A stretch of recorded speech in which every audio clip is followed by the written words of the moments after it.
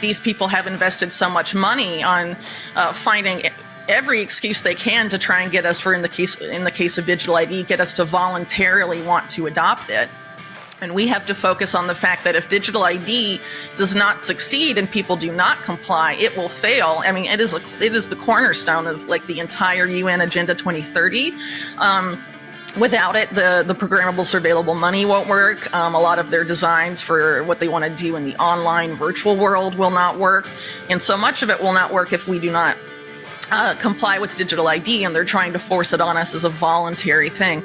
Sort of in the same way that vaccine passports were voluntary. Which is why I encourage people, if you want to change the direction the world is going, you need to figure out how you are going to set up your life so you don't have to comply with digital ID the same way. Maybe if you were forced to comply with vaccine mandates and vaccine passports, how will you get around those type of restrictions when they try and impose, digital ID on people for various reasons? As I said earlier, before it was about the vaccine and all of that. Now in the U.S., conservatives mainly are being pitched as this is a solution to illegal migration. This is a solution to voter fraud and all of this stuff. There's efforts to frame biometric digital ID as essential to solving cybercrime and hacking and cyberbullying and any other normal of essentially any ill of society. They're just going to say digital ID is going to be the solution to that. And they're sales pitches. But ultimately, if we, the digital ID is essential to the whole idea of the social credit score and any of these other, Orwellian designs that, at least enough people I hope know by now, is part and parcel of this agenda. And I think, again, it comes up to people having to make a choice. And the way they do this is through, they try and get us to comply with this is through convenience. It's convenience to opt in. It's convenient to have a digital ID. It's convenient to have, money on your phone and have your whole life be based on your smartphone. Listen, while they're distracting people with big headlines, the insiders are getting ready. Billionaires, big banks, and governments are all quietly hoarding gold and silver.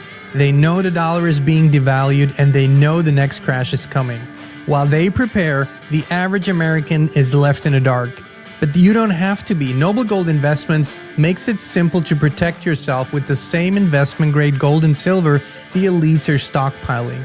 Real assets you can hold in your hand or keep safe in your retirement account.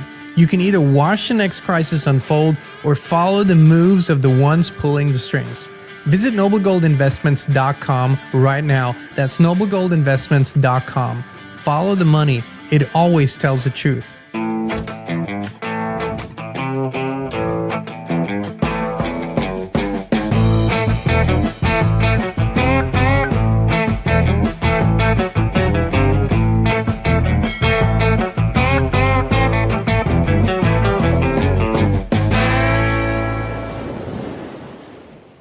Hey, Inspire Tribe, my fellow freedom lovers. It's John Nolan here. Thank you so much for tuning in. It is Wednesday, September 24th, 2025, and we're going out of the matrix into prime reality. Thanks for joining us on X, Rumble, and YouTube in the live chat all over the world. You beautiful people, seekers of truth and freedom.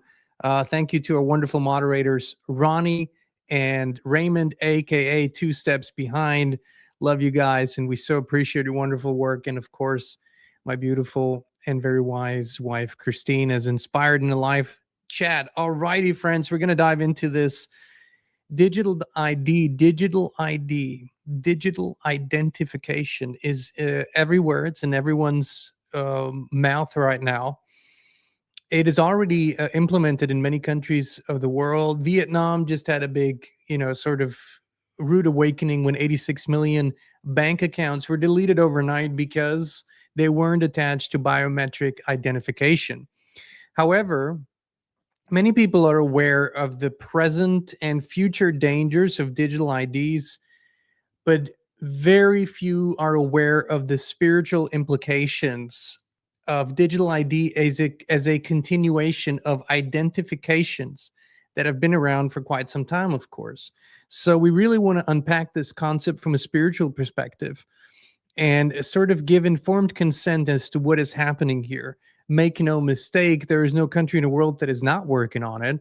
And people say, well, maybe if the good guys do it, it won't be a problem. That historically hasn't really worked out so well. But I want to really begin to talk about the concept of identity itself and what that actually means. So let's look at this here together. Um, what is identity? Where does that even come from? What does that actually mean? And identity comes from the Latin word identitas, meaning sameness, derived from the verb iden or the eden, meaning to be equal to or to be identical with, related to the Latin word idem, meaning the same. And here we have the first clue that we should realize that when we talk about identity, somebody is saying you are equal to whatever comes after that. So you are equal to the name that's on this little plastic card, spelled out, and the birth date and whatnot. And that is the first hijack that happens. And I really want to, for those who've never heard this, it's going to be mind blowing. For others who've heard this, it's going to be a great reminder. And we're going to lead it all the way to the digital ID and what that actually does spiritually and what the idea behind it is.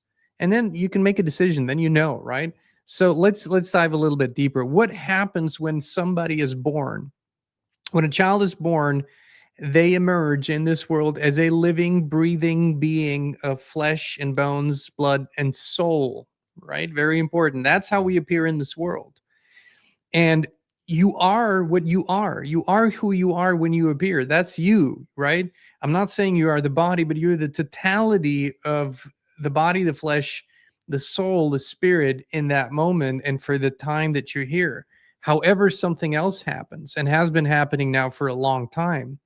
Your birth, your arrival, when you come, the new shipment, if you will, because this is all, my friends, everything that we're talking here, it's commercial law, it's maritime law. So everything has sort of these maritime terms. You come through the birth canal, and then, the new arrival, the shipment needs to be documented, needs to be registered, right? So what is a registry? Well, that is the listing of all the king's possessions, right? That's what the registry really is. So then your birth is registered. Now, then something happens, something strange. An identity is created. Now, if your birth, for some reason, is not registered, if someone's birth is not registered, which happens a lot, actually, more than you think, that identity is not created. And in the eyes of the system, that being does not exist. It's a very interesting thing. I'm going to show you a clip from a movie from 1948 in a moment here that beautifully shows just how insane the concept is. But so an identity is created. That's when they create a birth certificate. That's when they put your name in all caps, right? In all capital letters. That's when they give it a number. In most countries, it's a social security number or the equivalent thereof. And now this fictitious twin is created. That's not you. That's not the child. That's not the baby. It's the identity assigned to the baby. Different things. They exist independent of each other until the parent begins to identify the child as that person, as that legal fiction, and merges the two. This is what happens to 99.9 of the people, right? So this is what I call the legal adapter. And the reason why I call it that is because your nature and the nature of the system are diametrically opposed. You and the system are not of the same nature, right? So the system knows this. The legal system knows this. It knew it from the beginning. So it said, well, we're going to have to find a way to get authority over these beings and to profit from their life force and energy and to claim ownership over their life force and energy. And that can only happen when you do not realize who you are anymore and identify with something else. So this is what happens. That's the legal fiction. That's the adapter that the state, if you will, creates everywhere in the world now. And when people say, well, there's different systems all over the world. Some are communist, some are socialist, some are capitalist. Okay. Okay, let's just say that is true. Same system in every single country, which tells you about the registry, that there is an overarching owner of this, right? And so if you think about it, there are laws that that we are basically governed by, universal laws, natural laws that living, breathing beings are governed by, even spiritual beings. And then there are the man-made laws. And because, as the word says, they're man-made, another man cannot have authority over you unless what? Unless you consent. And how do you consent? By identifying with that legal fiction. So this is the first trap. Nobody, very few people know about this, but this is how you plug into the system. This is how you become subject to rules and codes and regulations. Believe it or not, quite voluntarily. Steve is saying that's just your opinion. No, it's not an opinion. That's a fact. I've studied this for 20 plus years. It's not an opinion. This is a fact. And I've opened, by the way, we've opened the eyes of lawyers and judges and, and states attorneys and governors that we had conversations with. And once you lay it out, once they see their own writing, they have to acknowledge this is how it works. And then to go a little bit deeper, birth certificates are securities. So, when the government, which is another insane scheme, borrows the currency from a conglomerate of private banks, aka the central banks or the Federal Reserve, which are all conglomerates of private banks. When the government borrows the currency against interest, birth certificates are part of the securities, or part of what the government puts in there and says, here's the labor, here's the force, the workforce, the energetic force of the people. And this is a security that we offer. Your soul, your spirit you're foreign to the system. And this is easy, really easy to comprehend, because for you to exist, to be, none of this is required. You do not need to have an identity to live. You might need an identity to live in this system, to use services and to travel to a certain degree. Yes. But in order for you to sustain your being, you do not need an identity. What you need is food and water and air and shelter. That's basically what you need. None of these things are owned by the system per se. But the system owns the legal apparatus, it owns the financial apparatus, and it owns the other attached systems. And so it wants your energy, your life force. And this is the way that it gets it, by creating an identity and you identifying with it. Now, this is for you to know that this is not who you are. I'm not saying throw away your IDs. I'm not giving any suggestions like that. I'm saying you have to know this on a spiritual level. This is what attaches you, the living, breathing being, to an otherwise dead system. Written words are dead. It's like that's the deaf system. Written words were not a part of the natural construct, a part of the artificial construct. Okay, so let's move forward here.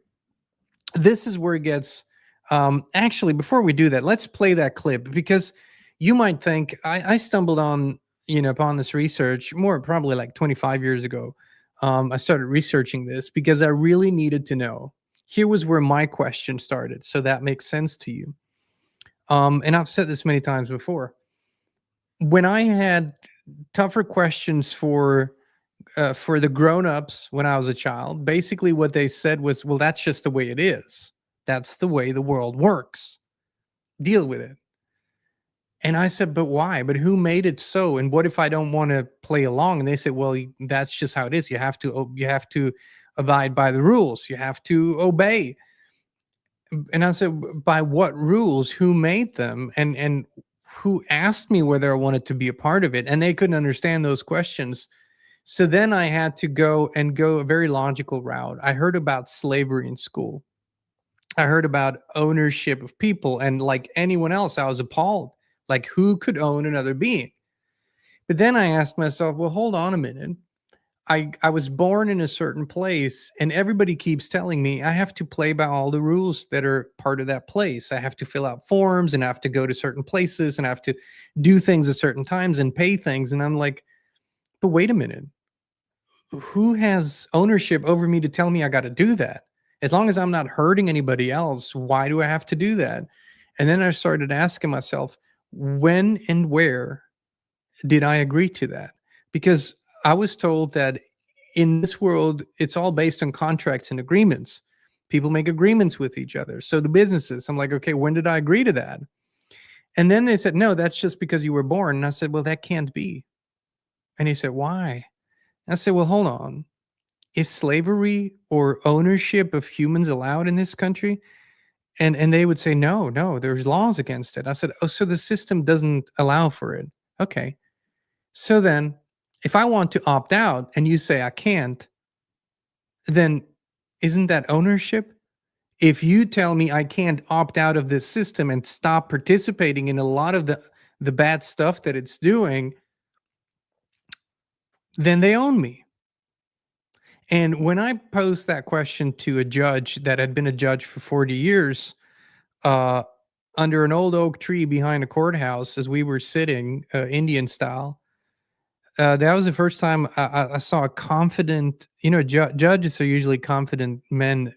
Be quiet. We were sitting there, four of us, and three of us asking those questions. And the judge just was like, what do you mean? I said, well, explain it to me. Either the system owns me, which means it must have created me, and then it has ownership rights, or it doesn't, and I can opt out.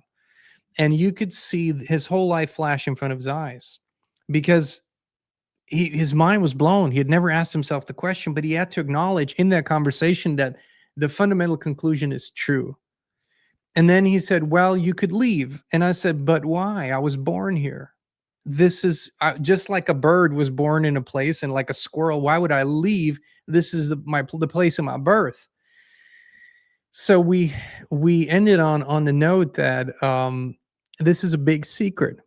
But the spiritual hijack and why this was created this way is to create ownership over the life force, the labor force, and ultimately the spiritual energy of a being. That's why this was created. Now, most people have forgotten about it, and very few people within the system know this, right? So now let me play you a clip just so you know that other people have thought about this long before us. From 1948, mind you, this is a German movie with a famous German actor, Heinz Rühmann, and the movie's called, translates into The Man from the Other Star. And it's about just a few short snippets here. And we put English subtitles below. So, you have to watch this if you don't speak German, but I pay attention to the language in this, please.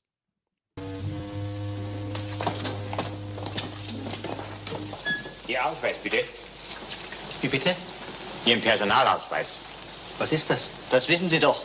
Sie müssen im Besitz eines Ausweises sein und ständig bei sich tragen. Ich weiß nicht, was Sie meinen. Ich bin da, das genügt doch. Aber irgendwo müssen Sie doch zuständig sein. Ich komme von einem anderen Stern. Wo kommen Sie her? Von oben. Der nächste bitte. Herr Inspektor. Was wollen Sie denn hier? Ein Sonderfall, Herr Inspektor. Der Arrestant. Ich wollte sagen, dieser Herr ist nicht registriert. Er hat keine Papiere. Keine Papiere? Gibt's ja gar nicht.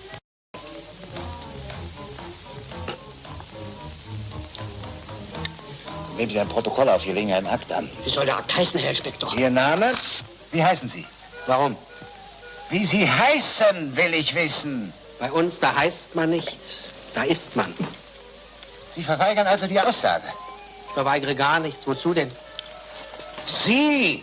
Machen Sie keine Witze! Meinen Sie, ich habe Sie nicht längst durchschaut? Sie sind ein Staatenloser. Was ist los? Wissen Sie, was das bedeutet? Ein Staatenloser? Keine Ahnung. dass Sie nichts sind, solange ich Sie nicht von Amts wegen registrieren lasse. Na schön. Dann registrieren Sie mich eben. Wissen Sie überhaupt, wo Sie sich befinden? Besonders hübsch ist es nicht bei Ihnen. Herr, Sie sind nicht bei mir, Sie sind im Amt.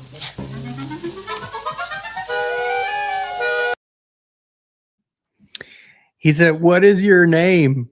And he said, "Where I come from, we don't have names, we are." Which is the fundamental message of this entire show, is to really comprehend that you already are. And that the thing that they're trying to push on people, the digital ID thing now, is the final completion of full ownership. And this is now the digital ID, which is tied to your digital twin, right? The digital twin is the profile that has been, amassed and created for you online, all your behaviors, all your actions, all your choices over years and years. That digital twin exists. Now, that digital twin already has a certain amount of control over you because it's tied to all the algorithms and how they bombard you with stuff. So that's already happening. But now tying your digital ID to it makes this a full circle. And it basically, the point is to pull your mind and your spirit into the hive, into the machine, and do it basically as a final conclusion. This has always been the idea. This was the progression of things. And people used to live, even if they were part of a nation, but they used to live somewhere out in the country, in the mountains, somewhere away from any kind of, authorities. And so they just lived their lives. They didn't have identities. Their parents gave them a name, usually after the father or the mother or the grandfather, and they were known as, I don't know, Peter or Mary, the butcher's son or the maid's daughter or something like that. That was sort of how it was. And then this whole thing got turned into this identity thing. What is the antidote to identity on a spiritual level is authenticity. Authenticity meaning it's authentically only one, right?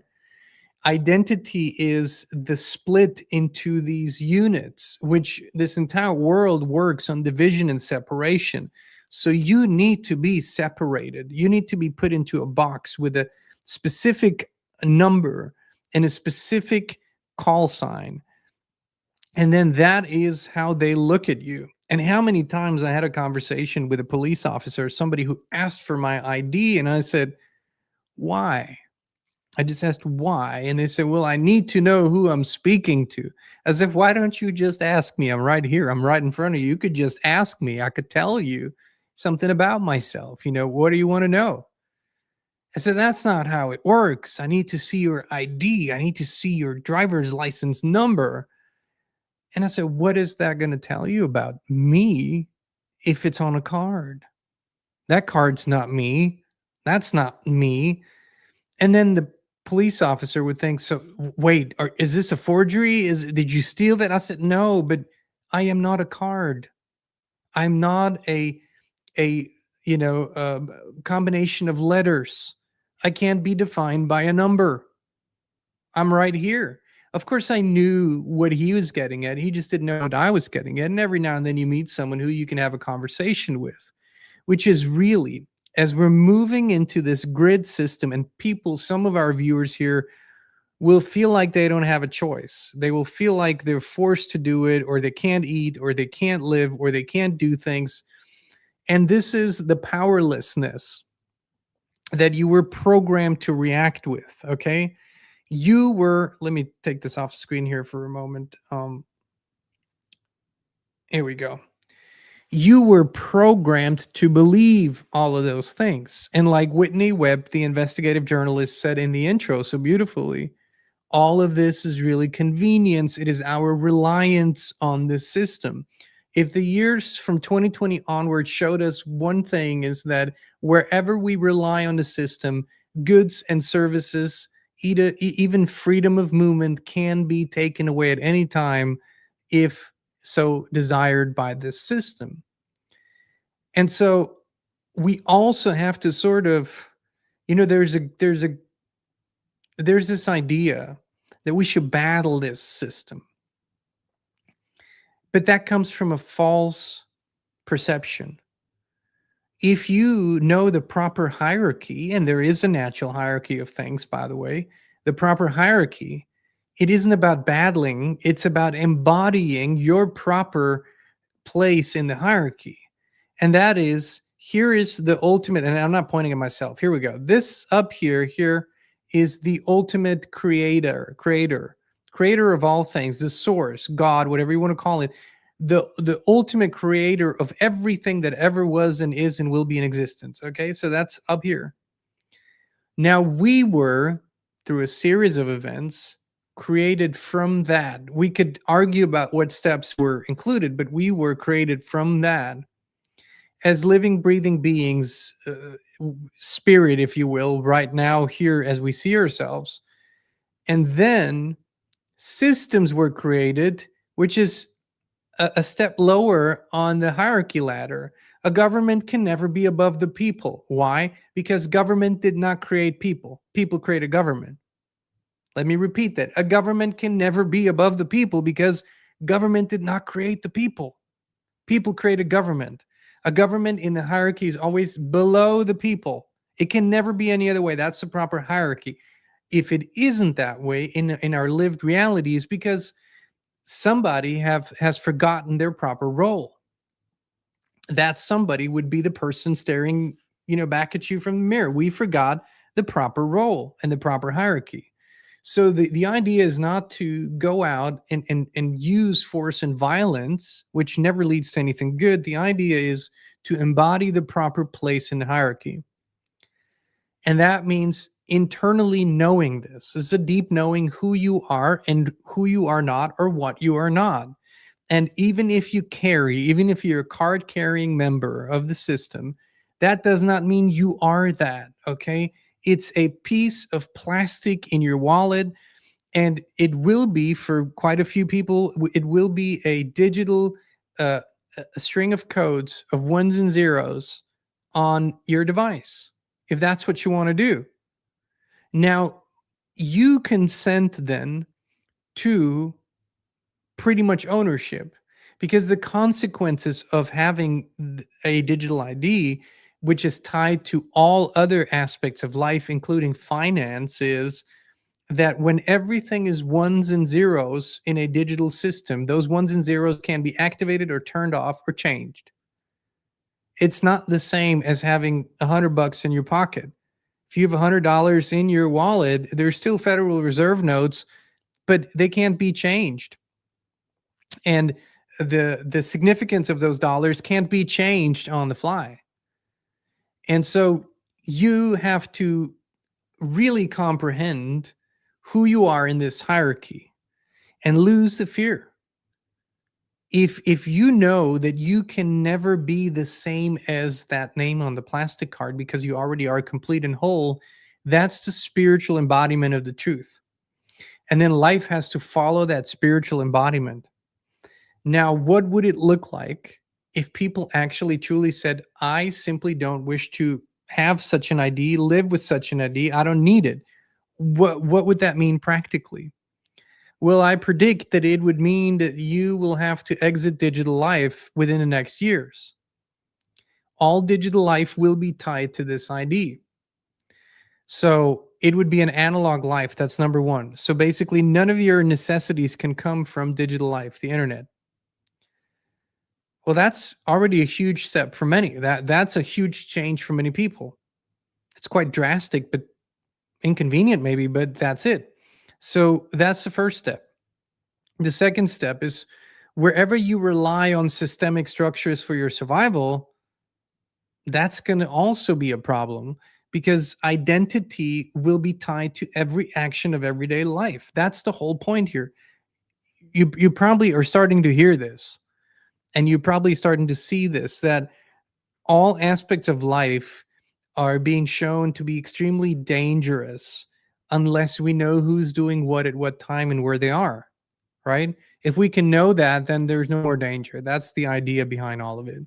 So when not making a financial transfer, but when buying food and getting water and other necessities is tied to your plastic card or digital card, and you need to use it in order to be able to purchase, that's where you are in the system, right? That's where you are dependent. That's why we have been saying for many, many years that wherever we can, we need to make ourselves independent so we have the freedom of choice. Otherwise, you don't have the choice because you don't have the ID, you don't eat.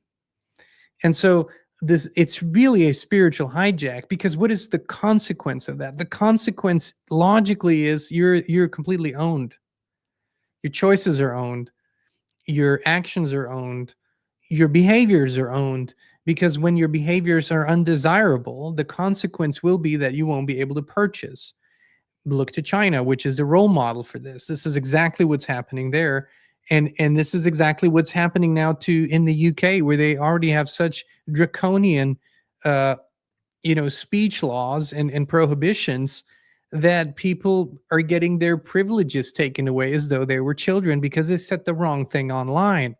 They didn't have to say an illegal thing. They just had to say something that was offensive to someone else, which is a very subjective thing, right? So our standpoint, where we have always come from, was this is a spiritual conversation.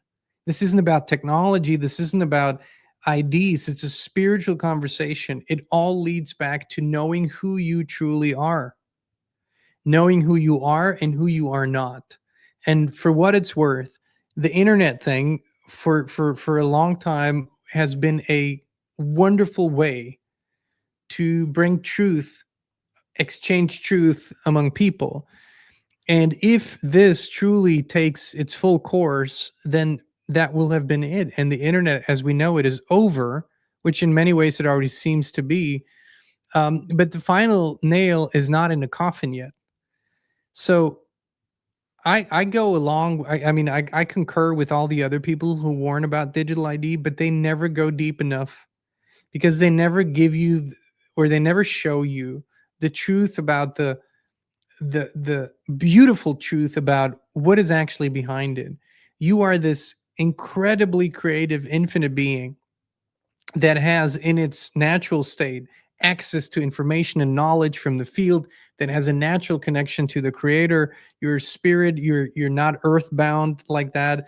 And so you're this incredible being, and you're being boxed into a smaller and smaller and smaller box to fit into the parameters of the system, which this digital ID thing will be the ultimate control, overarching control thing for.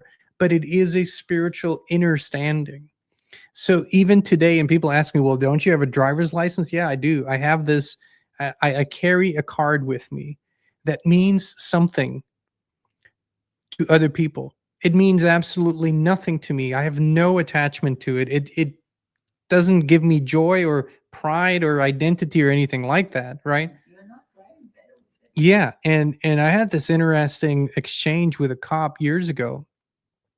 I was picking up Noah. He was still, might have been in kindergarten, even maybe he was in school. I don't know. I was picking him up, and had forgotten my wallet. It's a short drive to the house, so I'm driving back, and I get pulled over, and the cop asks for my driver's license. I said, well, I forgot my wallet. I don't have it with me. And he said, well, you can't drive without a license. I said, well, I sure can.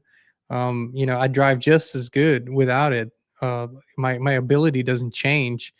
And he really thought I was being a smartass. I said, no, this is just the truth. Like, whether I carry a plastic card with me or not does not in any way, shape, or form affect my driving. So I can drive. And he started yelling at me. I said, well, that's uncalled for. If you want to see that plastic card, I'd be happy to pick it up and come by your station, just show it to you. If that plastic card means so much. And, I sort of I was a little provocative at the time, granted. I was testing this whole thing, but eventually we laughed about it, because I went to the station. I said, and they had this buzzer with a camera. And so it was, it was out in the country, small station. So I ring the doorbell, and his voice comes on. He said, "Oh, here you are." And I put the plastic card to the camera. I said, "Here's your card. He said, "What do you mean?" I said, "Well, that's, it's you guys' car. It's not mine, really. That's just what you want me to have. So here it is. You saw it. You need anything else?" And he sort of laughed and he said, "Well, you're one strange guy." I said, "Well, thank you." And I went about my way. And I specifically took Noah with me. He was a little boy. I wanted him to see that. And it's something that's inside of him. He was raised that way. He's not a plastic card. He's not a name on a card. And in that sense, I think the greatest defense that we have against these systems that truly seek to control and own people is knowledge and embodied knowledge and wisdom. It's not rage and anger. Those are, rage and anger, they come and sometimes it's a useful thing to have, but for the most part, it's knowledge and wisdom, knowing who you are. And this is the eternal truth of the story is Christine and I, because of our views and because of we're like that everywhere we go, we've been put in a situation where we shouldn't have easily walked away from, should have gotten us into trouble. But when you remember, even in a tight spot, who you are, that other person that you're interacting with knows on some level they feel that. On some level they feel that, well, I can't really mess with you. You're not a subject. And this is what I've been saying to anyone, whether that's a cop, whether there was a judge. I said, I just want to make clear, I'm not a subject to anyone. If there ever was anyone who could claim ownership, that would be the creator, but the creator doesn't do that, doesn't claim ownership. So we don't have that kind of relationship here, but I'm happy to talk it out. And it's a non-violent, it's a non-confrontative way. It's about really knowing who you are. And this is what's going to get us through, because this digital ID thing, this is going to be there for a while, but it's not going to be there forever because people are going to reject it. It's going to be the thing that locks them in so tightly. And once the conveniences are sort of, old news, once it gets turned off for the first time, or once it's being so blatantly abused, it's going to really rattle people. And so I predict this whole thing will actually be the nail in the coffin of the system, not so much everything else, but for the time being, it will be a control system, which it was meant to be. So you have a choice. I'm not saying it's easy. I'm not saying it's easy to change your life. I'm not saying it's easy to completely alter your lifestyle, but that's just what it is. Nobody said it was easy, but here's the truth. And the more people that actually get together and discuss these things and realize these things, the less energy and agreement and consent will be given to this. And it can still be altered. It can still be changed. Everything can, but it really requires some showing up on the part of people. So I'd encourage everyone to do that. Maybe share this with someone, discuss it, sit down, talk about digital ID, and really drive home the truth about, so it's convenient, but what has it done in other countries? What is it doing to the people? And why would who could force you to do it? Who would have that authority? All right, my friends, I also wanted to say thank you. We've had such beautiful comments. I'm turning a page here. In our beautiful subscriber community on Locals, we're doing shows there, Coffee and Truth and Honey Talks. That's the only show where you actually see Christine on camera and she shares her wisdom, which is wonderful. And we do Farm Tales, which is fairly new, where we share our journey here on a new farm with the chickens and the goats and the gardens. And we had a little flood yesterday and the pond and whatnot. I mean, there's always something, and it's exciting. And so if you want to join that journey and be a part of that, join us on Locals, please. Inspired.locals.com. We look forward to seeing you there. And of course, we'll be back here very, very soon. So thank you. We love you. We appreciate you. We'll see you. Yeah, I'll see you on Locals in a few minutes here. We'll do a show on Locals. Inspired.locals.com. Hasta la vista, friends. Are you looking for like-minded and like-hearted people to connect with? Then the Inspired Community on Locals is the right place for you. You can post, comment, share, and connect with others, and our shows there are completely uncensored and unfiltered. It's stuff we can't talk about here. It's such a great community, and there are 0 trolls. We keep the subscription fee super low, so 19 cents per day keep the trolls away. Join us today at inspired.locals.com. We can't wait to see you there.